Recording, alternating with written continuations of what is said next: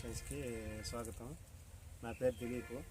ఈరోజు మనం నెల్లూరు జిల్లా కోడూరు విలేజ్లో మామిడి తోట రైతు దగ్గరికి ఈరోజు ఇంకొక మామిడి తోట దగ్గరికి రావడం జరిగింది. ఈ తోటలో వచ్చేసరికి తేనె మంచి పురుగు అయితే కంట్రోల్కి అయితే వచ్చేసింది 100%. మనం ఇచ్చిన దానికి తేనె మంచి పురుగు అయితే కంట్రోల్లోకి వచ్చింది. బట్ ఏంటంటే ఈ ట్రిప్స్, ఈ క్లైమేట్ చేంజెస్ వల్ల పిందకట్ట అనేది నిలబడకుండా ఇదైపోతూ ఉంది.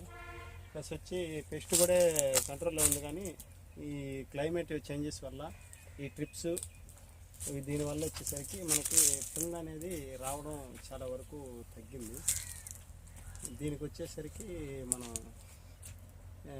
రైతు మాటల్లోనే ఇదివరకు ఏమి ఇచ్చాము, ఇప్పుడు రైతుకి ఏ సజెషన్ ప్రకారం మనం తోట నిలబెట్టాలనుకుంటున్నాం అనేది రైతు మాటల్లో విందాము. ప్రజెంట్ అయితే తోట పరిస్థితి ఇలా ఉంది. మీకు రిమైనింగ్ కూడా ఏంటంటే తేనె మంచి పురుగు ఎంతవరకు కంట్రోల్ అయింది అనేది చూపిస్తాము. ఫస్ట్ టైం ఇచ్చినప్పుడైతే ఒక 70% కంట్రోల్లోకి వచ్చింది.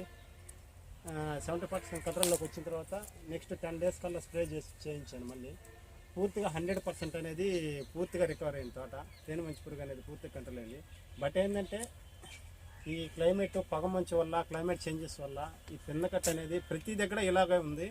బట్ ఏంటంటే ఈ తోటలో కొంతవరకు ఉంది, కొంతవరకు ఏంటంటే ఇప్పుడు పింద అనేది రావడం జరుగుతుంది. వాటిని ఏ విధంగా మనం గ్రోతింగ్కి తీసుకురావాలనేది చూద్దాం. ఇది కంటిన్యూ వీడియోలో చూపిస్తామండి.